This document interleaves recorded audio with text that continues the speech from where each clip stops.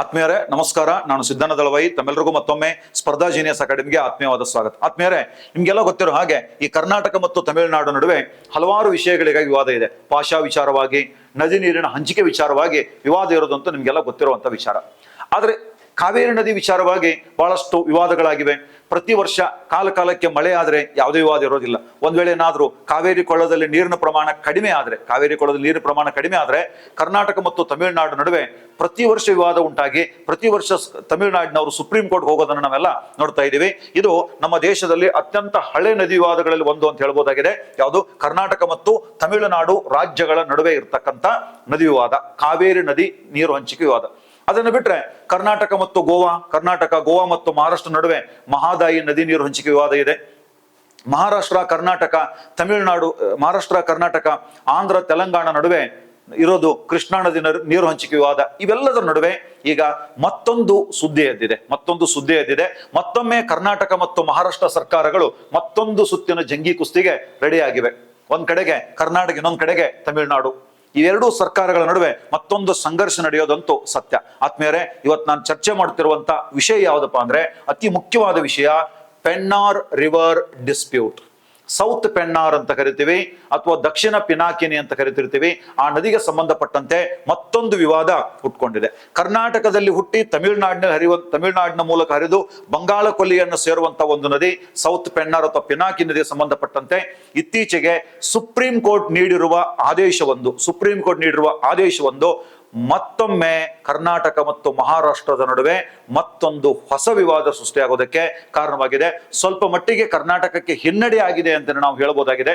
ಹಾಗಾದ್ರೆ ಏನ್ ಚರ್ಚೆ ಆಗ್ತಾ ಇದೆ ಅನ್ನೋ ವಿಷಯವನ್ನ, ಅದು ಸ್ಪರ್ಧಾತ್ಮಕ ಪರೀಕ್ಷೆ ದೃಷ್ಟಿಯಿಂದ, ಅದರ ಜೊತೆಗೆ ಸಾಮಾನ್ಯ ಜ್ಞಾನದ ದೃಷ್ಟಿಯಿಂದ ಈ ಒಂದು ವಿಡಿಯೋವನ್ನ ನಾನು ಇಲ್ಲಿ ಮಾಡ್ತಾ ಇದ್ದೀನಿ. ಹಾಗಾದ್ರೆ ಇವತ್ತು ನಾವು ಚರ್ಚೆ ಮಾಡ್ತಿರ್ತಕ್ಕಂಥ ವಿಷಯ ಯಾವ್ದಪ್ಪ ಅಂತಂದ್ರೆ ಅದು ಸೌತ್ ಪೆನ್ನರ್ಗೆ ಸಂಬಂಧಪಟ್ಟಂತ. ಆದ್ಮೇಲೆ ನೀವೇನು ನಮ್ಮ ಟೆಲಿಗ್ರಾಮ್ಗೆ ಜಾಯಿನ್ ಆಗಿಲ್ಲ ಅಂದ್ರೆ ಜೀನಿಯಸ್ ಅಕಾಡೆಮಿ ಅಂತ ಟೆಲಿಗ್ರಾಮ್ ಇದೆ. ಈ ವಿಡಿಯೋದ ಡಿಸ್ಕ್ರಿಪ್ಷನ್ ಅಲ್ಲಿ ಟೆಲಿಗ್ರಾಮ್ ಲಿಂಕ್ ಇದೆ. ಅಲ್ಲಿ ನಾವು ಪ್ರತಿನಿತ್ಯ ಕರೆಂಟ್ ಅಫೇರ್ಸ್ಗೆ ಸಂಬಂಧಪಟ್ಟಂತ ಪೋಸ್ಟ್ ಗಳನ್ನ ಅಪ್ಲೋಡ್ ಮಾಡ್ತಾ ಇದೀವಿ. ಪೇಪರ್ ಕಟಿಂಗ್ ಇರ್ತದೆ, ಕ್ವಿಜ್ ಇರ್ತದೆ, ಬಹಳ ಅದ್ಭುತವಾದಂತ ಇನ್ಫಾರ್ಮೇಶನ್ ಕೊಡ್ತಾ ಇದೀವಿ. ನೀವಲ್ಲಿ ಜಾಯಿನ್ ಆಗ್ಬೋದು ಅಂತ ಹೇಳ್ತಾ ಇವತ್ತಿನ ತರಗತಿಯನ್ನ ಸ್ಟಾರ್ಟ್ ಮಾಡೋಣಂತೆ. ಓಕೆ, ದಕ್ಷಿಣ ಪಿನಾಕಿನಿ ಅಥವಾ ಇದಕ್ಕೆ ಸೌತ್ ಪೆನ್ನಾರ್ ಅಂತ ಕರೀತಾರೆ, ಪೊನ್ನೈಯಾರ್ ಅಂತ ಕರೀತಾರೆ, ಪೆನ್ನಿಯಾರ್ ಅಂತ ಕರೀತಾರೆ. ಅದ್ರ ಜೊತೆಗೆ ತಮಿಳುನಾಡಿನಲ್ಲಿ ತೆನ್ ಪೆನ್ನೈ ಅಂತ ಕರೀತಾರೆ. ಇದೊಂದು ನದಿ. ಕರ್ನಾಟಕದಲ್ಲಿನೇ ಎರಡು ನದಿ ಹುಟ್ಟಾವ್. ಒಂದು ಉತ್ತರ ಪಿನಾಕಿನಿ, ಇನ್ನೊಂದು ದಕ್ಷಿಣ ಪಿನಾಕಿನಿ ಅಂತ ಹೇಳಿ. ಪಿನಾಕ ಅಂದ್ರೆ ಶಿವನ ಧನುಸ್ಸು ಅಂತ ಅರ್ಥ. ಪುರಾಣದ ಕಥೆ ಪ್ರಕಾರ ಈ ನದಿ ಶಿವನ ಧನುಸ್ಸಿನ ಆಕಾರದಲ್ಲಿ ಹರಿಯೋದ್ರಿಂದಾಗಿ ಇದಕ್ಕೆ ಪಿನಾಕಿನಿ ಕರೆದ್ರು ಅಂತೇಳಿ ಒಂದು ಪುರಾಣದ ದೃಷ್ಟಾಂತವೂ ಕೂಡ ಇದೆ. ಉತ್ತರ ಪಿನಾಕಿನಿ ಕರ್ನಾಟಕದಲ್ಲಿ ಹುಟ್ಟಿ ಆಂಧ್ರದ ಮೂಲಕ ಹರಿದ್ರೆ ಈಗ ಚರ್ಚೆಯಲ್ಲಿರ್ತಕ್ಕಂಥದ್ದು ದಕ್ಷಿಣ ಪಿನಾಕಿನಿ ಅಂತಕ್ಕಂಥದ್ದು. ದಕ್ಷಿಣ ಪಿನಾಕಿನಿ ಅಥವಾ ಇದಕ್ಕೆ ಸೌತ್ ಪೆನ್ನಾರ್ ಅಂತ ಕರೀತಾರೆ, ಪೊನ್ನೈಯಾರ್ ಅಂತ ಕರೀತಾರೆ, ಪೆನ್ನಿಯಾರ್ ಅಂತ ಕರೀತಾರೆ, ಪೆನ್ನೈ ಅಂತ ಕೂಡ ಈ ನದಿಗೆ ಕರಿತಿರ್ತಾರೆ. ಇದು ಇವತ್ತು ಕರ್ನಾಟಕ ಮತ್ತು ತಮಿಳುನಾಡು ನಡುವೆ ವಿವಾದಕ್ಕೆ ಕಾರಣ ಆಗಿದೆ. ಆದ್ಮೇಲೆ ಅತ್ಯಂತ ಸರಳ ಭಾಷೆಯಲ್ಲಿ ನಿಮ್ಗೆಲ್ರಿಗೂ ಅರ್ಥ ಆಗುವ ಹಾಗೆ ಇದರ ವಿವಾದ ಏನು, ಯಾಕೆ ಹುಟ್ಟುಕೊಂಡದ್ದು ಎಲ್ಲವನ್ನ ನೋಡೋಣ. ಇದರಲ್ಲಿ ಭೂಗೋಳ ಬರ್ತದೆ, ಇತಿಹಾಸ ಬರ್ತದೆ, ಸಂವಿಧಾನ ಬರ್ತದೆ, ಎಲ್ಲವನ್ನ ನೋಡೋಣ.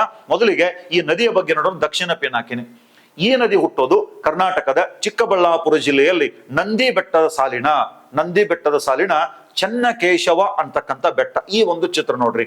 ನಂದಿ ಬೆಟ್ಟ ಸಾಲಿನ ಚನ್ನಕೇಶವ ಬೆಟ್ಟದಲ್ಲಿ ಇದು ಹುಟ್ಟುತ್ತದೆ. ಅಲ್ಲಿ ಹುಟ್ಟಿ ಸುಮಾರು 497 ಕಿಲೋಮೀಟರ್ ಇರ್ತಕ್ಕಂಥ ಒಂದು ನದಿ. ಈ 497 ಕಿಲೋಮೀಟರ್ ಇರ್ತದ. ಅದರಲ್ಲಿ ಕರ್ನಾಟಕದಲ್ಲಿ 93 ಕಿಲೋಮೀಟರ್, ಕರ್ನಾಟಕದಲ್ಲಿ ಚಿಕ್ಕಬಳ್ಳಾಪುರ ಮತ್ತು ಬೆಂಗಳೂರು ನಗರ ಜಿಲ್ಲೆಗಳ ಮೂಲಕ ಹರಿಯುವಂತಹ ಒಂದು ನದಿ ಇದು ಬೆಂಗಳೂರು ನಗರ ಏನಿದೆ ಅಲ್ಲಿನ ಅಂತರ್ಜಲ ಮಟ್ಟ ಹೆಚ್ಚಾಗೋದಕ್ಕೆ ಇದೊಂದು ಕಾರಣ ಆಗ್ತದೆ. ಜೊತೆಗೆ ಅಲ್ಲಿನ ಕೆಲವು ವರ್ತೂರು ಕೆರೆ, ಬೆಳ್ಳಂದೂರು ಕೆರೆಯಿಂದ ಈ ಮ್ಯಾಪ್ ಅನ್ನು ನೋಡಿದಾಗ ಇಲ್ಲಿ ಬೆಳ್ಳಂದೂರು ಲೇಕ್ ನಿಂದ ಏನಾಗ್ತಾ ಇದೆ ಅಂದ್ರೆ ಈ ನದಿ ಮಲಿನ ಕೂಡ ಆಗ್ತಾ ಇದೆ. ಬೆಳ್ಳಂದೂರು ಲೇಕ್ ನ ಕಲುಷಿತ ನೀರು ಹೋಗಿ ಸೇರೋದ್ರ ನದಿ ಮಲಿನ ಆಗ್ತಾ ಇದೆ.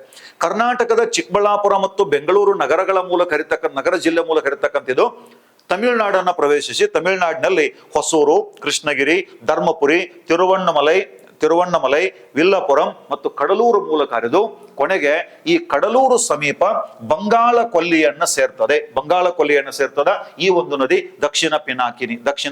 ಉತ್ತರ ಪಿನಾಕಿನಿ ಅಲ್ಲ, ಇದು ದಕ್ಷಿಣ ಪಿನಾಕಿನಿ ಅಥವಾ ಸೌತ್ ಪೆನ್ನಾರ್ ಅಂತ ಇದು ಕರಿತಿರ್ತೀವಿ ನಾವು. ಇನ್ನಿದರ ಜಲಾನಯನ ಪ್ರದೇಶ ಕ್ಯಾಚ್ಮೆಂಟ್ ಏರಿಯಾ ನೋಡಿದಾಗ ಸುಮಾರು 16,019 ಚದರ ಕಿಲೋಮೀಟರ್ ಇದೆ. ಅದರಲ್ಲಿ 77% ತಮಿಳುನಾಡಿನೊಳಗಿದೆ. ದಕ್ಷಿಣ ಪಿನಾಕಿನಿ ನದಿಯ 77% ಜಲಾನಯನ ಪ್ರದೇಶ ತಮಿಳುನಾಡು. ಇಲ್ಲಿ ನೋಡಬಹುದು, ಇಲ್ಲಿಷ್ಟೇ ಇದು ಕರ್ನಾಟಕ, ಇದನ್ನ ದಾಟಿದ್ರೆ ಮುಂದೆ ಸಂಪೂರ್ಣವಾಗಿ ತಮಿಳುನಾಡಿನಲ್ಲಿದೆ ಇದರ ಜಲಾನಯನ ಪ್ರದೇಶ. ಓಕೆ, ಕಾವೇರಿ ನದಿಯ ನಂತರ ತಮಿಳುನಾಡಿನ 2ನೇ ಅತಿ ಉದ್ದದ ನದಿ ಇದು. ಕಾವೇರಿ ತಮಿಳುನಾಡಿನ ಜೀವ ನದಿ. ಅದನ್ನ ಬಿಟ್ರೆ ತಮಿಳುನಾಡು ರಾಜ್ಯದಲ್ಲಿ ಇರ್ತಕ್ಕಂಥ ಅತಿ ಉದ್ದವಾದ ನದಿ ಸೌತ್ ಪೆನ್ನಾರ್ ಅಥವಾ ದಕ್ಷಿಣ ಪಿನಾಕಿನಿ ಅಂತಕ್ಕಂಥ ನದಿ. ಆಮೇಲೆ ತಮಿಳು ಭಾಷೆಯ ಸಂಗಮ ಸಾಹಿತ್ಯ, ಪ್ರಾಚೀನ ಕಾಲದ ಸಂಗಮ ಸಾಹಿತ್ಯದಲ್ಲಿ ನದಿಯ ಉಲ್ಲೇಖ ಇದೆ. ಆಮೇಲೆ ಮಧ್ಯಕಾಲ ಇತಿಹಾಸದಲ್ಲಿ ಬರ್ತಕ್ಕಂಥ ತೇಗವರಂ ಸ್ತೋತ್ರಗಳಲ್ಲಿ ಕೂಡ ಈ ಸೌತ್ ಪೆನ್ನಾರ್ ಅಥವಾ ದಕ್ಷಿಣ ಪಿನಾಕಿ ನದಿಯ ಉಲ್ಲೇಖ ಇರ್ತಕ್ಕಂಥದ್ದು. ಆಮೇಲೆ ಮುಖ್ಯವಾದ ಅಂಶ ಬೆಂಗಳೂರು ಜಿಲ್ಲೆ. ನಾನು ಹೇಳಿದೆ, ಬೆಂಗಳೂರು ನಗರ ಜಿಲ್ಲೆಯಲ್ಲಿ ಅಂತರ್ಜಲದ ಮಟ್ಟ ಹೆಚ್ಚಾಗಬೇಕಾದ್ರೆ ಇದೇ ಕಾರಣ ಆಗ್ತದೆ. ಅದ್ರ ಜೊತೆಗೆ ಸುತ್ತಮುತ್ತಲಿನ ಜಿಲ್ಲೆಗಳಿಗೆ ಕೃಷಿಗೂ ಕೂಡ, ಕರ್ನಾಟಕದ ಬೆಂಗಳೂರು ಸುತ್ತಮುತ್ತಲಿನ ಕೆಲವು ಜಿಲ್ಲೆಗಳಿಗೆ ಕೃಷಿಗೂ ಕೂಡ ಅನುಕೂಲವಾಗಿರ್ತಕ್ಕಂಥ ಒಂದು ನದಿ ಅದ್ಯಾವುದಂದ್ರೆ ಈ ದಕ್ಷಿಣ ಪಿನಾಕಿನಿ ಅಂತಕ್ಕಂಥ ನದಿ. ಆಯ್ತು, ಹಾಗಾದ್ರೆ ತಮಿಳುನಾಡಿನಲ್ಲಿ ಇದು ಹೇಳಿದೆ ನಾನು, ಕಾವೇರಿಯನ್ನ ಬಿಟ್ರೆ ತಮಿಳುನಾಡಿನ 2ನೇ ಅತಿ ಉದ್ದವಾದ ನದಿ ಅಂತ ಹೇಳಿದೆ. ತಮಿಳುನಾಡಿನಲ್ಲಿ 2ನೇ ಅತಿ ಉದ್ದವಾದ ನದಿ ದಕ್ಷಿಣ ಪಿನಾಕಿನಿ. ಅಲ್ಲಿ ದಕ್ಷಿಣ ಪಿನಾಕಿನಿಗೆ 3 ಡ್ಯಾಮ್ಗಳನ್ನ ಕಟ್ಟಲಾಗಿದೆ. 3 ಪ್ರಮುಖ ಡ್ಯಾಮ್ಗಳಿವೆ. ಅದನ್ನು ಬಿಟ್ಟರೆ ಸಣ್ಣ ಚೆಕ್ ಡ್ಯಾಮ್ಸ್ ಅನ್ನು ಕೂಡ ಅದು ಕಟ್ಟಲಾಗಿದೆ. ಅದರಲ್ಲಿ ಮೊದಲನೆಯದು ಸಾತ್ನೂರು ಜಲಾಶಯ. ಇದು ದಕ್ಷಿಣ ಪಿನಾಕಿನಿ ನದಿಗೆ ತಮಿಳುನಾಡಿನ ಕಟ್ಟಿರ್ತಕ್ಕಂಥ ಅತಿ ದೊಡ್ಡ ಜಲಾಶಯ. ಸುಮಾರು 7.3 TMC ಸಂಗ್ರಹ ಸಾಮರ್ಥ್ಯ ಇರುವಂತಹ ಒಂದು ಡ್ಯಾಮ್ ಇದು ಸಾತ್ನೂರು ಡ್ಯಾಮ್ ಅಂತ. ಇದು ಮೊದಲನೆಯದು. ಆಮೇಲೆ ಇದಾದ ನಂತರ ಕೃಷ್ಣಗಿರಿ ಜಲಾಶಯ ಅಂತ ಬರ್ತದೆ. ಇದು ತಮಿಳುನಾಡಿನಲ್ಲಿ ಕೃಷ್ಣಗಿರಿ ಜಿಲ್ಲೆಗೆ ನೀರಾವರಿಗೆ ಆಧಾರ ಇದು. ಓಕೆ, ಅದ್ಯಾವುದಪ್ಪ ಅಂದ್ರೆ ಕೃಷ್ಣಗಿರಿ ಜಲಾಶಯ. ಇದಾದ ನಂತರ ಇನ್ನೊಂದಿದೆ ಕೆಲವರಪಲ್ಲಿ ಜಲಾಶಯ. ಇದು ಕೂಡ ತಮಿಳುನಾಡಿನಾಗಿರುವಂತದ್ದು. ಹೊಸೂರು ಭಾಗದ, ಏನ್ ತಮಿಳುನಾಡಿನ ಹೊಸೂರು ಭಾಗ ಬರ್ತದಲ್ಲ, ಆ ಹೊಸೂರು ಭಾಗದ ಕೈಗಾರಿಕೆ ಮತ್ತು ಕೃಷಿಗೆ ನೀರಾವರಿ ಒದಗಿಸ್ತಕ್ಕಂಥ ಡ್ಯಾಮ್ ಇದು. ಯಾವುದು? ತಮಿಳುನಾಡಿನಲ್ಲಿ ಈ ದಕ್ಷಿಣ ಪಿನಾಕಿ ನದಿಗೆ ಈ 3 ಡ್ಯಾಮ್ಗಳನ್ನ ಕಟ್ಟಲಾಗಿದೆ. ವಿವಾದ ಹಂತವಾಗಿ ಹಂತವಾಗಿ ಓದಿದ್ರೆ ಆ ವಿವಾದ ಏನು ಅಂತ ನಮ್ಗೆ ಅರ್ಥ ಆಗ್ತದೆ. ಓಕೆ, ಈ 3 ಡ್ಯಾಮ್ಗಳನ್ನು ಕಟ್ಟಲಾಗಿದೆ ಅಂತ ಹೇಳಿದೆ. ಈ ದಕ್ಷಿಣ ಪಿನಾಕಿ ನದಿಗೆ 4 ಪ್ರಮುಖ ಉಪನದಿಗಳಿವೆ. 4 ಪ್ರಮುಖ ಉಪನದಿಗಳು. ಅದ್ರಾಗ ಮೊದಲನೇದು ಚಿನ್ನಾರ್ ಅಂತ ನದಿ ಇದೆ. ಚಿನ್ನಾರ್ ಅನ್ನುವಂಥ ನದಿ ಹೊಸೂರು ಮತ್ತು ಕೃಷ್ಣಗಿರಿ ಜಿಲ್ಲೆಗಳ ಮೂಲಕ ಇರತಕ್ಕಂಥದ್ದು. ಆಮೇಲೆ ಎರಡನೇದು ಪಂಬಾರ್ ಅಂತಿದೆ. ಇದು ತಮಿಳುನಾಡಿನ ಉತ್ತರ ಆರ್ಕಾಟ್ ಮತ್ತು ಧರ್ಮಪುರಿ ಜಿಲ್ಲೆಗಳಿರ್ತಕ್ಕಂಥದ್ದು. ವಾಣಿಯಾರ್ ಅಂತ ನದಿ ಏನಿದೆ, ಇದು ತಮಿಳುನಾಡಿನ ಶಿವರಾಯ ಬೆಟ್ಟಗಳು ಮತ್ತು ಧರ್ಮಪುರಿ ಜಿಲ್ಲೆಗಳಿರ್ತಕ್ಕಂಥ ನದಿ. ಇವು 3 ಅದಾವ ಅಲ್ಲಿ. ಆದ್ರೆ ಈಗ ವಿವಾದಕ್ಕೀಡಾಗಿರೋದು ದಕ್ಷಿಣ ಪಿನಾಕಿನಿ ನದಿಯ ಒಂದು ಉಪನದಿ, ಅದೇ ಮಾರ್ಕಂಡೇಯ ಅಂತಕ್ಕಂಥ ನದಿ. ಮಾರ್ಕಂಡೇಯ ಮಹರ್ಷಿಯಿಂದ ಮಾರ್ಕಂಡೇಯ ಅಂತ ಹೆಸರು ಬಂದಿ ಅಂತ ಹೇಳ್ತಾರೆ. ದಕ್ಷಿಣ ಪಿನಾಕಿ ನದಿಯ ಒಂದು ಉಪನದಿ ಇದು. ಓಕೆ, ಇದೇನ್ ಮಾರ್ಕಂಡೇಯ ಅಂತಕ್ಕಂಥ ನದಿ ಇದೆ, ಕೋಲಾರ ಜಿಲ್ಲೆಯ ಒಕ್ಕಲೇರಿ ಬೆಟ್ಟದಲ್ಲಿ ಹುಟ್ಟತಕ್ಕಂಥದ್ದು. ಕೋಲಾರ ಜಿಲ್ಲೆಯ ಒಕ್ಕಲೇರಿ ಬೆಟ್ಟದಲ್ಲಿ ಹುಟ್ಟತಕ್ಕಂಥ ನದಿ ಇದು. ತಮಿಳುನಾಡಿನ ಕೃಷ್ಣಗಿರಿ ಜಿಲ್ಲೆಯ ಬಳಿ ಹೋಗಿ ಪಿನಾಕಿನಿ ನದಿಗೆ ಸೇರ್ತದೆ. ಹುಟ್ಟಿದ್ದು ನಮ್ಮ ಕರ್ನಾಟಕದ ಕೋಲಾರ ಜಿಲ್ಲೆಯ ಒಕ್ಕಲೇರಿ ಅಂತಕ್ಕಂಥ ಒಂದು ಬೆಟ್ಟದಲ್ಲಿ ಹುಟ್ಟಿ ಆಮೇಲೆ ಕರ್ನಾಟಕದ ಮೂಲಕ ಹರಿದು ನಂತರ ತಮಿಳುನಾಡಿನ ಕೃಷ್ಣಗಿರಿ ಜಿಲ್ಲೆಯಲ್ಲಿ ಪಿನಾಕಿ ನದಿಗೆ ಸೇರ್ತಕ್ಕಂಥ ಒಂದು ನದಿ ಮಾರ್ಕಂಡೇಯ ನದಿ. ಈಗ ಏನು ಕರ್ನಾಟಕ ಮತ್ತು ತಮಿಳುನಾಡು ನಡುವೆ ಮತ್ತೊಂದು ನದಿ ವಿವಾದ ಸೃಷ್ಟಿಯಾಗಿದೆ. ಅದಕ್ಕೆ ಕಾರಣವಾಗಿರೋದೇ ಈ ನದಿ. ಯಾವ ನದಿ? ಮಾರ್ಕಂಡೇಯ ಅನ್ನುವಂಥ ನದಿ. ಹಾಗಾದ್ರೆ ಏನ್ ವಿವಾದ ಆಯ್ತು? ಇದು ಯಾಕೆ ಈಗ ಸುದ್ದಿ ಆಗಿದೆ? ಸುಪ್ರೀಂ ಕೋರ್ಟ್ ಏನಂತ ಆದೇಶವನ್ನ ಕೊಟ್ಟಿದೆ ಅನ್ನೋದನ್ನ ನಾವೀಗ ನೋಡೋಣಂತೆ. ಅಂತಾರಾಜ್ಯ ನದಿ ವಿವಾದ. ಅಂತಾರಾಜ್ಯ ಇಲ್ಲಿದೆ ನೋಡಿ, ಯರಗೋಳ್ ಆಣೆಕಟ್ಟು. ನಮ್ಮ ಕರ್ನಾಟಕ ಸರ್ಕಾರ ಮಾರ್ಕಂಡೇಯ ನದಿಗೆ ಕೋಲಾರ ಜಿಲ್ಲೆಯ ಬಂಗಾರಪೇಟೆ ತಾಲೂಕಿನ ಯರಗೋಳ್ ಅಂತ ಒಂದು ಗ್ರಾಮ, ಕೋಲಾರ ಜಿಲ್ಲೆ ಬಂಗಾರಪೇಟೆ ತಾಲೂಕಿನ ಯರಗೋಳ್ ಎಂಬ ಗ್ರಾಮದಲ್ಲಿ ಮಾರ್ಕಂಡೇಯ ನದಿಗೆ ಯರಗೋಳ್ ಆಣೆಕಟ್ಟನ್ನು ಕಟ್ಟಿದೆ. ಇದು ಈಗಾಗಲೇ ಪೂರ್ಣವಾಗಿದೆ. ಇದರ ಉದ್ದೇಶ ಏನಪ್ಪಾ ಅಂದ್ರೆ ಕೋಲಾರ, ಬಂಗಾರಪೇಟೆ ಮತ್ತು ಮಾಲೂರು ತಾಲೂಕುಗಳಿಗೆ, ಕೋಲಾರ, ಬಂಗಾರಪೇಟೆ ಮತ್ತು ಮಾಲೂರು ಇವೆಲ್ಲ ಕೋಲಾರ ಜಿಲ್ಲೆಯಲ್ಲಿ ಬರ್ತಕ್ಕಂಥ ತಾಲೂಕುಗಳು. ಈ ತಾಲೂಕುಗಳಿಗೆ ಕುಡಿಯುವ ನೀರನ್ನು ಒದಗಿಸುವುದು ಈ ಯರಗೋಳ್ ಡ್ಯಾಮ್ನ ಮುಖ್ಯ ಉದ್ದೇಶವಾಗಿದೆ. ಈ ಡ್ಯಾಮ್ ಕಟ್ಟಿದ್ರು. ಇದ್ರ ಜೊತೆಗೆ ಇನ್ನೊಂದು ಉದ್ದೇಶವೂ ಕೂಡ ಇದೆ. ಇನ್ನೊಂದು ಉದ್ದೇಶ ಏನಂತಂದ್ರೆ ಬೆಂಗಳೂರಿನ ವರ್ತೂರು ಕೆರೆ ಮತ್ತು ಎಲೆ ಮಲ್ಲಪ್ಪ ಶೆಟ್ಟಿ ಕೆರೆಗಳಿಗೆ ನೀರು ತುಂಬಿಸುವುದು. ಇದು ಏನು ಮಾರ್ಕಂಡೇಯ ನದಿ ಅಂತ ಹೇಳಿದ್ನಲ್ಲ, ಮಾರ್ಕಂಡೇಯ ನದಿಗೆ ಕೋಲಾರ ಜಿಲ್ಲೆ ಬಂಗಾರಪೇಟೆ ತಾಲೂಕಿನ ಯರಗೋಳ ಎಂಬಲ್ಲಿ ಒಂದು ಡ್ಯಾಮ್ ಅನ್ನು ಕಟ್ಟಲಾಗಿದೆ. ಈ ಡ್ಯಾಮ್ ನಿರ್ಮಾಣ ಕಾರ್ಯ ಈಗಾಗಲೇ ಪೂರ್ಣಗೊಂಡಿದೆ. ಸರಿ, ಅದರ ಜೊತೆಗೆ ಬೆಂಗಳೂರಿನ ವರ್ತೂರು ಕೆರೆ ಮತ್ತು ಎಲೆ ಮಲ್ಲಪ್ಪ ಶೆಟ್ಟಿ ಕೆರೆಗಳಿಗೆ ನೀರು ತುಂಬಿಸ್ತಕ್ಕಂಥ ಯೋಜನೆ ಸರ್ಕಾರ ಹಾಕೊಂಡಿದೆ. ಓಕೆ, ಇವೇನ್ 2 ಯೋಜನೆಗಳದಾವೋ ಈ ಯೋಜನೆಗಳನ್ನ ತಮಿಳುನಾಡು ಸರ್ಕಾರ ವಿರೋಧಿಸ್ತಾ ಇದೆ. ಇದು ವಿವಾದಕ್ಕೆ ಕಾರಣ ಆಗಿದೆ. ಇಲ್ಲೊಂದು ಅಂಶ ಇದೆ. ಕೋಲಾರ ಜಿಲ್ಲೆಯ ಕೋಲಾರ, ಬಂಗಾರಪೇಟೆ ಮತ್ತು ಮಾಲೂರು ತಾಲೂಕುಗಳಿಗೆ ಕುಡಿಯುವ ನೀರು ಒದಗಿಸುವ ಯೋಜನೆ ಇದು ಯರಗೋಳ್ ಆಣೆಕಟ್ಟು. ಅದಿರೋದು ಕೂಡ ಬಂಗಾರಪೇಟೆ ತಾಲೂಕಿನ ಯರಗೋಳ್ ಎಂಬಲ್ಲಿ. ಆದ್ರೆ ಇದನ್ನ ತಮಿಳುನಾಡು ಸರ್ಕಾರ ವಿರೋಧಿಸ್ತಾ ಇದೆ. ವಿರೋಧಿಸಿ ಅದು ಸುಪ್ರೀಂ ಕೋರ್ಟ್ ಕೂಡ ಹೋಗಿದೆ ತಮಿಳುನಾಡು ಸುಪ್ರೀಂ ಕೋರ್ಟ್ ಹೋದದ್ರಿಂದಾಗಿ ಈಗ ವಿವಾದ ಉಂಟಾಗಿದೆ. ವಿವಾದ ಇಂದು ನಿನ್ನೆದಲ್ಲ, ಇದು ಸುಮಾರು 8-10 ವರ್ಷಗಳಿಂದ ವಿವಾದ ಆಗಿದೆ. ಹಾಗಾದ್ರೆ ಏನು ತಮಿಳುನಾಡಿನ ವಾದ? ತಮಿಳುನಾಡು ಏನಂತ ವಾದ ಮಾಡ್ತಾ ಇದೆ? ಯಾಕೆ ಕರ್ನಾಟಕ ಮತ್ತು ತಮಿಳುನಾಡು ನಡುವೆ ವಿವಾದ ಉಂಟಾಗಿದೆ ಅಂತ ನೋಡಿದಾಗ, ಮೊದಲನೇ ಅಂಶ, ಮಾರ್ಕಂಡೇಯ ನದಿಗೆ ಅಣೆಕಟ್ಟು ಕಟ್ಟುವುದರಿಂದ ತಮಿಳುನಾಡಿನ ಕೃಷ್ಣಗಿರಿ, ಧರ್ಮಪುರಿ ಮತ್ತು ವಿಲ್ಲುಪುರಂ ಜಿಲ್ಲೆಗಳ ರೈತರಿಗೆ ಅನ್ಯಾಯ ಆಗ್ತದೆ, ತಮ್ಮ ಭಾಗದ ಕೃಷಿ ಭೂಮಿಗೆ ನೀರಿನ ಕೊರತೆ ಉಂಟಾಗ್ತದೆ ಅನ್ನೋದು ತಮಿಳುನಾಡಿನ ಮೊದಲ ವಾದ. ಡ್ಯಾಮ್ ಕಟ್ಟೋದ್ರಿಂದ ತಮ್ಮ ಧರ್ಮಪುರಿ, ಕೃಷ್ಣಗಿರಿ ಮುಂತಾದ ಜಿಲ್ಲೆಗಳಿಗೆ ಅಲ್ಲಿನ ಕೃಷಿಕರಿಗೆ ನೀರಿನ ಕೊರತೆ ಉಂಟಾಗ್ತದೆ ಅನ್ನೋದು ಮೊದಲನೇ ವಾದ ತಮಿಳುನಾಡು. ಎರಡನೇದು, ಕರ್ನಾಟಕ ಸರ್ಕಾರ ಮಾರ್ಕಂಡೇಯ ನದಿಗೆ ಏನು ಬಂಗಾರಪೇಟೆ ತಾಲೂಕಿನಲ್ಲಿ ಯರಗೋಳ್ ಅಂತ ಡ್ಯಾಮ್ ಕಟ್ಟಿದೆ, ಆ ಯರಗೋಳ್ ಡ್ಯಾಮ್ ಕಟ್ಟಿದ್ದು 1892ರ ಒಪ್ಪಂದದ ಉಲ್ಲಂಘನೆ ಅಂತ ಹೇಳಿ ತಮಿಳುನಾಡಿನ ವಾದ. ನಾ ಇದ್ರ ಬಗ್ಗೆ ಕೂಡ ಹೇಳ್ತೀನಿ ನಿಮ್ಗೆ. 1892ರ ಒಪ್ಪಂದ ಏನಂತ ಹೇಳ್ತೀನಿ. 1892ರ ಒಪ್ಪಂದದ ಉಲ್ಲಂಘನೆ ಅನ್ನೋದು ತಮಿಳುನಾಡಿನ ವಾದ ಆಗಿದೆ. ಹಾಗಾದ್ರೆ ಕರ್ನಾಟಕದ ಸಮರ್ಥನೆ ಏನು? ತಮಿಳುನಾಡಿನ ವಾದ ಇದಿದೆ. ಹಾಗಾದ್ರೆ ಕರ್ನಾಟಕ ಏನ್ ಹೇಳ್ತಾ ಅಂತಂದಾಗ, ಒಟ್ಟು 11.77 TMC ನೀರಿದೆ, 11.77. ಅದರಲ್ಲಿ ನಾವು ಕೇವಲ 9.77 TMC ನೀರನ್ನ ಮಾತ್ರ ಬಳಸ್ತಾ ಇದ್ದೀವಿ, ಉಳಿದ ನೀರು ತಮಿಳುನಾಡಿಗೆ ಸಾಕು ಅನ್ನೋದು ಕರ್ನಾಟಕದ ವಾದ. ನಮ್ಮ ವಾದ ಇದು, ಕರ್ನಾಟಕ ಸರ್ಕಾರದ ವಾದ. ಎರಡನೇ ಅಂಶ, ಈ ಯೋಜನೆ ಕೇವಲ ಕುಡಿಯುವ ನೀರಿಗಾಗಿ. ಈ ಅಂಶ ಗೊತ್ತಿರಲಿ, ಕರ್ನಾಟಕ ಸರ್ಕಾರ ಈ ಯೋಜನೆಯನ್ನು ಕೈಗೊಂಡಿದ್ದು ಕೇವಲ ಕುಡಿಯುವ ನೀರು ಒದಗಿಸುವ ಸಲುವಾಗಿ ಹೊರತು ನೀರಾವರಿಗಾಗಿ ಅಲ್ಲ. ಆ ಕಾರಣಕ್ಕಾಗಿ ತಮಿಳುನಾಡಿನ ವಿರೋಧದಲ್ಲಿ ಯಾವ ಹುರುಳು ಕೂಡ ಇಲ್ಲ ಅಂತ ಹೇಳಿ. ಮೂರನೇ ಅಂಶ ಹೇಳ್ತಾ ಇದೆ, ನದಿ ಹರಿವಿನಲ್ಲಿ ಯಾವ ಬದಲಾವಣೆಯನ್ನು ಕೂಡ ನಾವು ಮಾಡ್ತಾ ಇಲ್ಲ, ನದಿ ಹರಿವನ್ನ ಚೇಂಜ್ ಮಾಡ್ತಾ ಇಲ್ಲ. ನಾವು ಒಂದು ಡ್ಯಾಮ್ ಕಟ್ಟಿದೀವಿ, ಕುಡಿಯುವ ನೀರಿಗಾಗಿ ಬಳಸ್ತಾ ಇದ್ದೀವಿ. ಅದರ ಜೊತೆಗೆ ಅಂತರ್ಜಲದ ಸಮಸ್ಯೆ ಇರುವಂತ ಈ ಕೋಲಾರ, ಬೆಂಗಳೂರು ಗ್ರಾಮಾಂತರ, ಚಿಕ್ಕಬಳ್ಳಾಪುರ, ಚಿತ್ರದುರ್ಗ ಮುಂತಾದ ಜಿಲ್ಲೆಗಳು ಅತಿ ಕಡಿಮೆ ಅಂತರ್ಜಲ ಇದೆ. ಅದರಲ್ಲಿ ಈ ಕೋಲಾರ, ಚಿಕ್ಕಬಳ್ಳಾಪುರ ಮತ್ತು ಮಾಲೂರು ವಿಭಾಗದ ಜನರಿಗೆ ಕುಡಿಯುವ ನೀರು ಒದಗಿಸುವುದು, ಅಲ್ಲಿ 1200 ಫೀಟ್ ಬೋರ್ವೆಲ್ ಕೊರೆಸಬೇಕಾಗ್ತದೆ. ಅಷ್ಟು ಫೀಟ್ ಬೋರ್ವೆಲ್ ಕೊರೆಸಿದಾಗ ಅಲ್ಲಿ ಬರ್ತಕ್ಕಂಥ ನೀರಿನಲ್ಲಿ ಫ್ಲೋರೈಡ್ ಅಂಶ ಇರ್ತದೆ. ಆ ಕಾರಣಕ್ಕಾಗಿ ಅಲ್ಲಿನ ಜನರಿಗೆ ಫ್ಲೋರೋಸಿಸ್ ಕಾಯಿಲೆ ಸಾಮಾನ್ಯವಾಗಿ ಕಾಡ್ತಾ ಇದೆ. ಹಲ್ಲುಗಳು ಹಳದಿ ಬಣ್ಣಕ್ಕೆ ತಿರುಗಿ ಆಮೇಲೆ ಕಪ್ಪು ಬಣ್ಣಕ್ಕೆ ತಿರುಗಿ ಸಣ್ಣ ವಯಸ್ಸಿಗೆ ಅಲ್ಲಿನ ಜನ ಹಲ್ಲುಗಳನ್ನು ಕಳ್ಕೊಳ್ತಾ ಇದ್ದಾರೆ. ಆ ಕಾರಣಕ್ಕಾಗಿ ಅಲ್ಲಿ ಜನರಿಗೆ ಕುಡಿಯುವ ನೀರನ್ನು ಒದಗಿಸಬೇಕು ಅನ್ನೋದು ಕರ್ನಾಟಕ ಸರ್ಕಾರದ ವಾದ, ಸರ್ಕಾರದ ಕರ್ತವ್ಯ. ಅದಕ್ಕೆ ನಾವು ಮಾಡ್ತಾ ಇದ್ದೀವಿ. ನಾವೇನು ನದಿಯನ್ನ ಬೇರೆ ಕಡೆ ತಿರುಗಿಸ್ತಾ ಇಲ್ಲ, ಕೃಷಿಗಾಗಿ ನೀರು ಬಳಸ್ತಾ ಇಲ್ಲ, ಕೇವಲ ಕುಡಿಯುವ ನೀರಿಗಾಗಿ 9.77 TMC ನೀರನ್ನು ಬಳಸ್ತಾ ಇದ್ದೀವಿ ಅಂತ ಹೇಳಿದು ಕರ್ನಾಟಕದ ಸಮರ್ಥನೆ. ನಾನು ಆಗ್ಲೇ ಹೇಳಿದೆ, ತಮಿಳುನಾಡು ಏನ್ ಹೇಳ್ತಾ ಇದೆ, 1892ರ ಒಪ್ಪಂದದ ಉಲ್ಲಂಘನೆ ಅಂತ ಹೇಳಿ. 1892ರ ಒಪ್ಪಂದದ ಉಲ್ಲಂಘನೆ ಅಂತ ಹೇಳಿ ಅದು ತಮಿಳುನಾಡು ಹೇಳ್ತಾ ಇದೆ, ಕರ್ನಾಟಕ ಉಲ್ಲಂಘನೆ ಮಾಡ್ತಾ ಇದೆ. ಏನಿದು 1892ರ ಒಪ್ಪಂದ ಅಂದ್ರೆ, ಆ ಟೈಮ್ನಲ್ಲಿ ನಮ್ಮಲ್ಲಿ ಕರ್ನಾಟಕದಲ್ಲಿ ನಮ್ಮ ಒಡೆಯರ ಆಡಳಿತ ಇದ್ರೆ, ತಮಿಳುನಾಡಿನಲ್ಲಿ ಮದ್ರಾಸ್ ಪ್ರೆಸಿಡೆನ್ಸಿ ಅಂದ್ರೆ ಬ್ರಿಟಿಷರ ಆಡಳಿತ ಇತ್ತು. ಕರ್ನಾಟಕ ನಮ್ಮ ನಾಲ್ವಡಿ ಕೃಷ್ಣರಾಜ ಒಡೆಯರ್ ಅವರು ಕಾವೇರಿ ನದಿಗೆ ಒಂದು ಡ್ಯಾಮ್ ಕಟ್ಟೋದಕ್ಕೆ ಪ್ಲಾನ್ ಹಾಕ್ತಾರೆ. ಆ ಡ್ಯಾಮ್ ಕಟ್ಟೋದಕ್ಕೆ ಪ್ಲಾನ್ ಹಾಕಿದಾಗ ಅದನ್ನ ತಮಿಳುನಾಡು ಸರ್ಕಾರ ಅವತ್ತಿನ ಮದ್ರಾಸ್ ಪ್ರೆಸಿಡೆನ್ಸಿ ವಿರೋಧ ಮಾಡಿದ್ದಕ್ಕಾಗಿ ಅನಿವಾರ್ಯವಾಗಿ 1892ರೊಳಗೆ ಒಂದು ಒಪ್ಪಂದಕ್ಕೆ ಸಹಿ ಹಾಕ್ತಾರೆ. ಒಂದು ಒಪ್ಪಂದಕ್ಕೆ ಸಹಿ ಹಾಕಿದ್ರು. ಅಂದ್ರೆ ಮೊದಲು 10ನೇ ಚಾಮರಾಜರಿದ್ರು, ಆಮೇಲೆ ನಾಲ್ವಡಿಯವರು ಬರ್ತಾರೆ. ಏನಂತ ಒಪ್ಪಂದ ಆಗ್ತದೆ? ಮದ್ರಾಸ್ ಪ್ರಾಂತ್ಯ ಮತ್ತು ಮೈಸೂರು ರಾಜ್ಯ. ಮೈಸೂರು ರಾಜ್ಯದಲ್ಲಿ ನಮ್ಮ ಒಡೆಯರಿದ್ರು, ಮದ್ರಾಸ್ ಪ್ರಾಂತ್ಯದಲ್ಲಿ ಯಾರು ಇರ್ತಾರೆ? ಆ ಕಡೆ ಬ್ರಿಟಿಷರ ಆಡಳಿತ ಇತ್ತು. ಒಂದು ಒಪ್ಪಂದ. ಏನ್ ಒಪ್ಪಂದ? ಮೈಸೂರು ಸರ್ಕಾರ 15 ಪ್ರಮುಖ ನದಿಗಳ ಮೇಲೆ ಯಾವುದೇ ನೀರಾವರಿ ಜಲಾಶಯ ನಿರ್ಮಿಸುವ ಮೊದಲು ಮದ್ರಾಸ್ ಸರ್ಕಾರದ ಅನುಮತಿಯನ್ನ ಪಡಿಬೇಕು ಅಂತ ಒಪ್ಪಂದ ಆಗ್ತದೆ. 15 ನದಿಗಳು, ಅದ್ರಾಗ ಕಾವೇರಿ ಬರ್ತದೆ, ಬೇರೆ ಬೇರೆ ನದಿಗಳು ಬರ್ತಾವ. ಅದ್ರಾಗ ಈ ಸೌತ್ ಪೆನ್ನಾರ್ ನದಿ ಕೂಡ ಇದೆ, ಪಿನಾಕಿ ನದಿ ಕೂಡ ಇದೆ. ಈ 15 ಪ್ರಮುಖ ನದಿಗಳ ಮೇಲೆ ಯಾವುದೇ ನೀರಾವರಿ ಜಲಾಶಯವನ್ನ ಕಟ್ಟಬೇಕಾದ್ರೆ ತಮಿಳುನಾಡು ಅಂದ್ರೆ ಮದ್ರಾಸ್ ಸರ್ಕಾರದ ಅನುಮತಿ ಬೇಕು ಅಂತ ಹೇಳ್ತದೆ ಇದು, ಈ ಒಪ್ಪಂದ.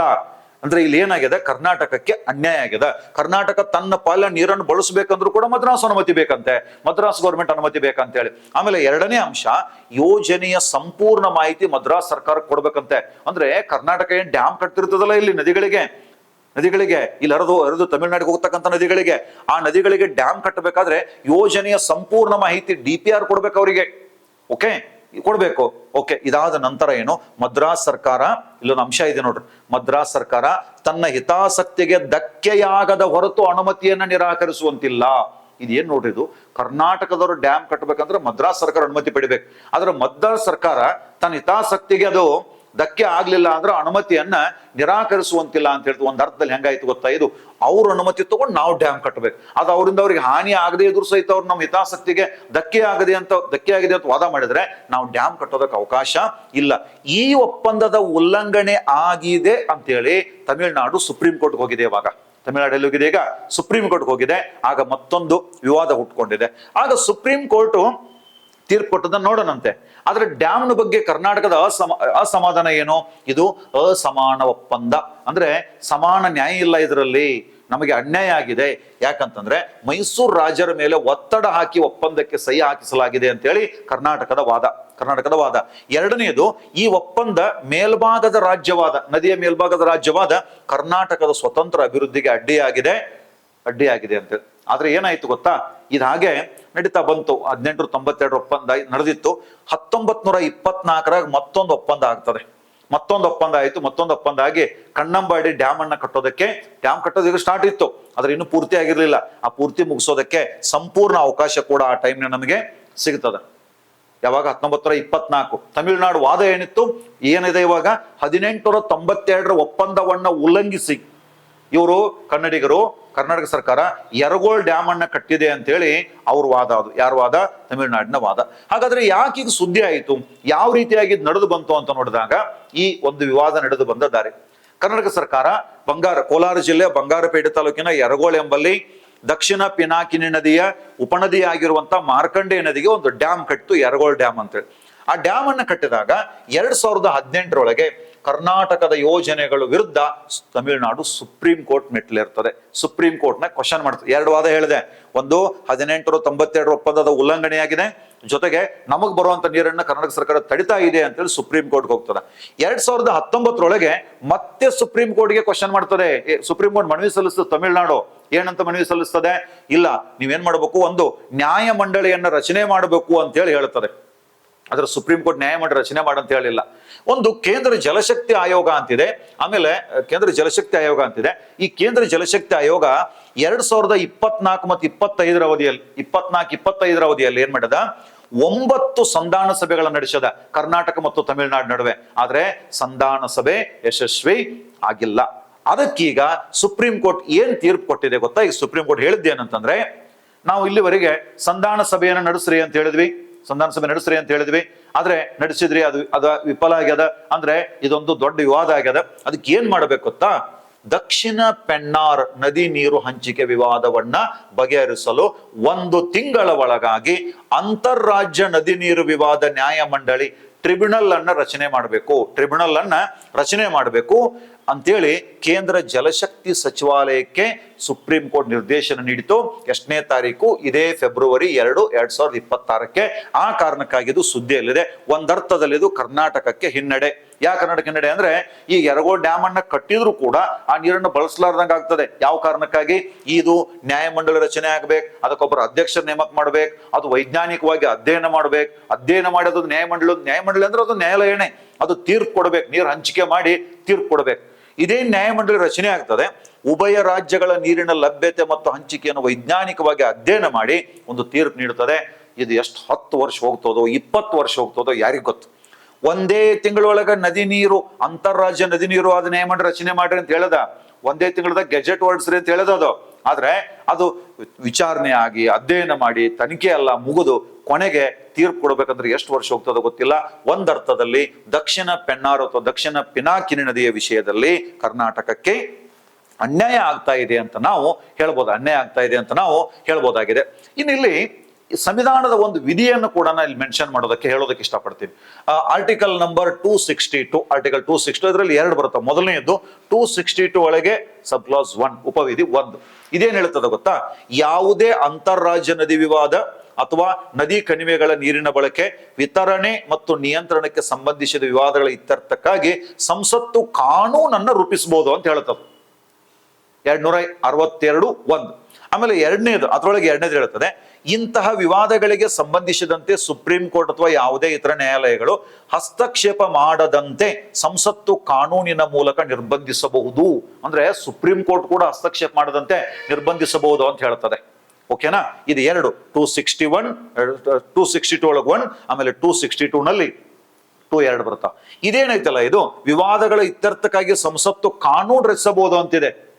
ಅದೇ ಕಾನೂನು ಅನ್ವಯ ಇದೇ ಕಾನೂನಲ್ಲಿ ಇದೇ ವಿಧಿ ಅನ್ವಯ ಭಾರತ ಸರ್ಕಾರ 1956ರಲ್ಲಿ ಭಾಷಾವಾರು ಪ್ರಾಂತ್ಯ ರಚನೆ ಅದು. ಅವಾಗ ಅಂತಾರಾಜ್ಯ ನದಿ ನೀರು ವಿವಾದಗಳ ಕಾಯ್ದೆ, inter state river water dispute act ಅಂತೇಳಿ ಒಂದು ಆಕ್ಟ್ ಅನ್ನು ಜಾರಿ ಮಾಡ್ಯದ. ಯಾವಾಗ 1956. ಇದು ರಚನೆ ಆದದ್ದು 262ರ ಅಡಿಯಲ್ಲಿ ಸಂಸತ್ತು ಈ ಕಾಯ್ದೆಯನ್ನ ಜಾರಿ ಮಾಡ್ಯದ. 2 ರಾಜ್ಯಗಳ ನಡುವೆ ಮಾತುಕತೆ ಮೂಲಕ ವಿವಾದ ಬಗೆಹರಿಯದಿದ್ದಾಗ ಕೇಂದ್ರ ಸರ್ಕಾರ ನ್ಯಾಯ ಮಂಡಳಿಯನ್ನು ಸ್ಥಾಪಿಸಬೇಕು ಈ ಒಂದು ಕಾಯ್ದೆ ಅಡಿಯಲ್ಲಿ. ಈಗ ಸುಪ್ರೀಂ ಕೋರ್ಟ್ ಹೇಳಿದ್ದು ಕೂಡ ಅದೇ. ಏನ್ ಹೇಳಿದ್ರು ಸುಪ್ರೀಂ ಕೋರ್ಟ್? ನೀವು ಅಂತಾರಾಜ್ಯ ನದಿ ನೀರು ವಿವಾದ ಕಾಯ್ದೆ ಅಡಿಯಲ್ಲಿ ಒಂದು ಟ್ರಿಬ್ಯುನಲ್ ಅನ್ನ, ನ್ಯಾಯ ಮಂಡಳಿಯನ್ನ ರಚನೆ ಮಾಡಬೇಕಂತ ಸುಪ್ರೀಂ ಕೋರ್ಟ್ ಹೇಳಿದೆ.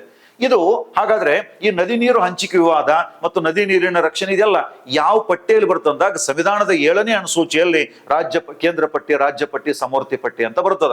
ಮೊದಲು ಈ ರಾಜ್ಯ ಪಟ್ಟಿಯಲ್ಲಿ ನೀರು ಸರಬರಾಜು ಇದು ರಾಜ್ಯ ಪಟ್ಟಿ ಇದೆ. ಓಕೆ, ಅಂದ್ರೆ ನೀರು ಸರಬರಾಜು ಮಾಡೋದು ರೈತರ ಹೊಲಗಳಿಗಾಗಿರ್ಬೋದು, ಕುಡಿಯುವ ನೀರಿಗಾಗಿ. ಆಮೇಲೆ ನೀರಾವರಿ, ಕಾಲುವೆಗಳು, ಜಲ ಸಂಗ್ರಹಣೆ ಮತ್ತು ಜಲಶಕ್ತಿ ಇದೆಲ್ಲಾನು ರಾಜ್ಯ ಪಟ್ಟಿನೇ. ಇದೆಲ್ಲ ರಾಜ್ಯ ಪಟ್ಟಿ. ಆದರೆ ಅತಿ ಮುಖ್ಯವಾದ ವಿಷಯ, ಅಂತಾರಾಜ್ಯ ನದಿಗಳ ನಿಯಂತ್ರಣ ಮತ್ತು ಅಭಿವೃದ್ಧಿ ಮಾತ್ರ ಕೇಂದ್ರ ಪಟ್ಟಿಯಲ್ಲಿದೆ.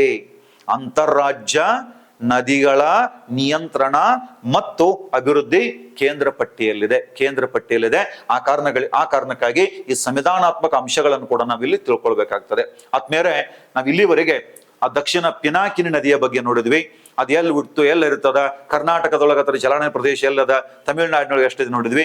ವಿವಾದ ಯಾಕೆ ಹುಟ್ಟು ಅಂತೇಳಿ ಹಂತವಾಗಿ ನಾನು ಹೇಳ್ತಾ ಬಂದೆ. ಆಮೇಲೆ ಯಾಕದು ಸುದ್ದಿಯಲ್ಲಿದೆ ಅಂತ ಕೂಡ ಹೇಳಿದೆ. ಸುಪ್ರೀಂ ಕೋರ್ಟ್ ಕೊಟ್ಟಂತ ಒಂದು ಆದೇಶದ ಪ್ರಕಾರ ಅದೀಗ ಸುದ್ದಿಯಲ್ಲಿದೆ ಅಂತ ಹೇಳಿದೆ.